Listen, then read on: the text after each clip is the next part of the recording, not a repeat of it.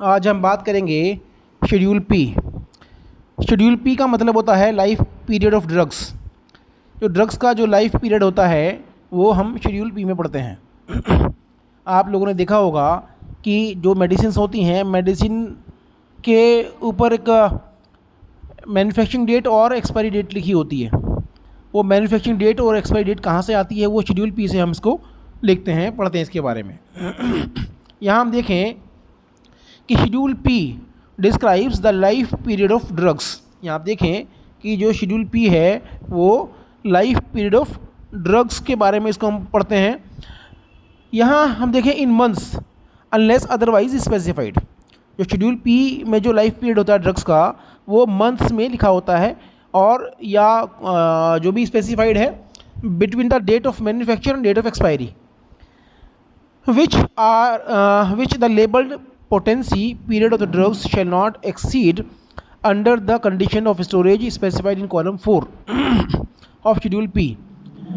तो ये जो है हम शेड्यूल पी में, मैंने जैसे आपको बताया कि हम लाइफ पीरियड ऑफ ड्रग्स हम इसके बारे में स्टडी करते हैं, और जो कि मंथ्स में होता है, और इसमें जो है जो डेट ऑफ मैन्युफैक्चरिंग से लेकर के डेट ऑफ एक्सपायरी के जो बीच का जो पीरियड होता है वो लाइफ पीरियड ऑफ ड्रग्स होता है। इसको हम शेड्यूल पी में पढ़ते हैं। वहीं शेड्यूल पी वन की हम अगर बात करते हैं तो schedule P one describes the pack size of drugs. आपने देखा होगा जो मेडिसिन आती हैं वो डिफरेंट पैक्स में आती हैं, तो उसका भी एक शेड्यूल होता है, उसी के अकॉर्डिंगली इनको पैक किया जाता है। जैसे schedule P one describes the pack size of drugs.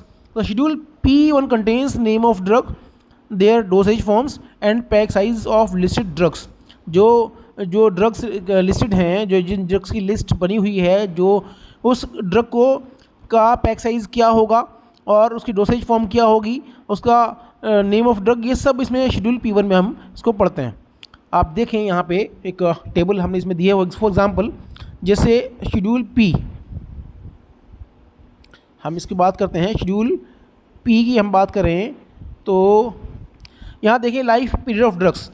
तो लाइफ पीरियड ऑफ ड्रग्स में हम देखें तो उसमें serial number, name of drug और period in months unless otherwise specified between date of manufacturing and date of expiry which the labelled potency period of drugs shall not exceed under the condition of storage specified in column 4 और condition of storage.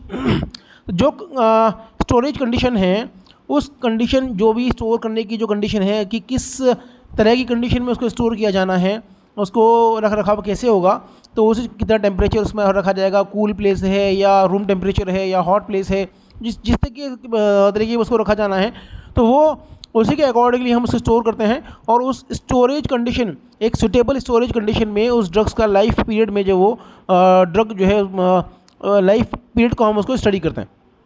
तो यहाँ आप देखें जैसे antibiotics का example हमने दिया यहाँ पे, जैसे कि azithromycin, ampicillin, ampicillin capsules, ampicillin dry syrup, ampicillin injections, ampicillin sodium, ampicillin trihydrate, amoxicillin trihydrate, ये सब अलग अलग ड्रग्स हैं। तो आप यहाँ देखें तो जो इनका जो लाइफ पीरियड है, जैसे एड्रोमाइसिन है ये 30 मंथ्स, इसका जो लाइफ पीरियड है वो 30 महीने तक ये रहेगा।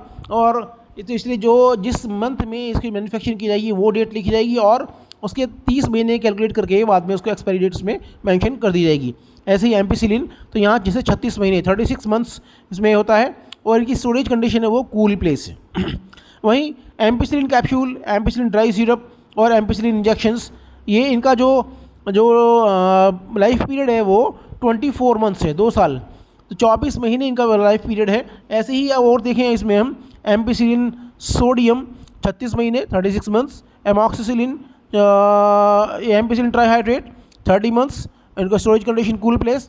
और वहीं एमॉक्सिसिलिन ट्राईहाइड्रेट या इसमें 36 months, amoxicillin ट्राईहाइड्रेट capsules 24 months, amoxicillin यहाँ पे आप ये देखें जैसे बेसिट्रेसिन और जिंक बेसिट्रेसिन टैबलेट 12 मंथ्स, 12 महीने केवल इसका जो होता है, और जैसे बेसिट्रेसिन है ये 18 महीने। तो ये सब इनका जो है ये शेड्यूल पी में आता है लाइफ पीरियड ऑफ ड्रग्स। तो जो इंडस्ट्री में ड्रग्स का मैन्युफैक्चरिंग होता है तो वहाँ पे जो ड्रग्स पे मैन्युफैक्चरिंग डेट और एक्सपायरी डेट लिखी जाती है वो शेड्यूल पी के अकॉर्डिंग ही उसमें मेंशन की जाती है, उसमें लिखा जाता है उसको। तो यहाँ इसको आप देख लें। नेक्स्ट हम देखें स्टोरेज कंडीशंस। तो स्टोरेज कंडीशन हम देखें तो द टर्म कूल प्लेस, ये आप देखें इसमें कूल प्लेस मीन, तो cool place means place having a temperature between 10 degree centigrade to 25 degree centigrade. तो कूल प्लेस का मतलब ये होता है कि टेम्परेचर जो है वो 10 डिग्री सेंटीग्रेड से और 25 डिग्री सेंटीग्रेड के बीच में होगा, तो उसको कूल प्लेस कहा जाएगा। जैसे आपने देखा टेबल में कि जो स्टोरेज कंडीशन है वो कूल प्लेस पर उनको रखा जाता है। द टर्म कोल्ड प्लेस, यहाँ एक और टर्म है cold place, means the a place having a temperature not exceeding 8 degree centigrade. Cool place का मतलब 10 से 25 डिग्री सेंटीग्रेड, कोल्ड प्लेस मतलब 8 डिग्री सेंटीग्रेड से कम टेम्परेचर होना चाहिए तब उसमें स्टोरेज कंडीशन के लिए। वहीं एक और देखें हम इसमें कि capsule should be kept in a well closed container at a temperature not exceeding 30 degree centigrade. अब जो भी कैप्सूल्स हैं उनको जो है एक वेल क्लोज्ड कंटेनर में उनको रखा जाता है और उनका जो टेम्परेचर है वो 30 डिग्री सेंटीग्रेड 30 डिग्री सेंटीग्रेड से ज़्यादा नहीं होना चाहिए। वहीं हम देखें कि wherever condition of storage is not specified in column 4 it may be stored under normal room temperature.